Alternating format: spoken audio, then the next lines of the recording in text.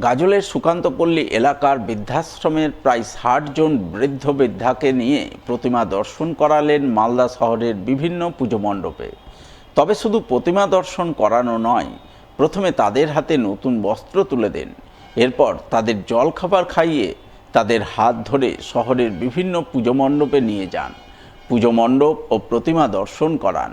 প্রতিমা দর্শনের পর তাদের পুনরায় বৃদ্ধাশ্রমে নিয়ে গিয়ে সেখানে তাদের জন্য মধ্যাহ্ন ভোজনের ব্যবস্থা করেন বলে জানা গেছে।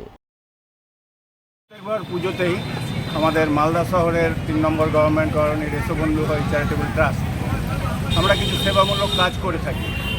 এবারে গাজলের সুকান্তপল্লীর যে বৃদ্ধাশ্রম, সেখানকার যে আবাসিকরা প্রায় ৬০ জন, তাদেরকে আমরা আজকে সকালবেলা প্রথমে বস্ত্রদান করি, নতুন বস্ত্র, তারপরে জলখাবার খাইয়ে মালদা শহরে এসেছি। এখানে শহরের যে বিখ্যাত পূজা মণ্ডপগুলো সেগুলোতে ঘোরাচ্ছি এবং মাঝে মাঝে কিছু সফট ড্রিঙ্কস, টিফিন এইসব প্রদান করা হচ্ছে।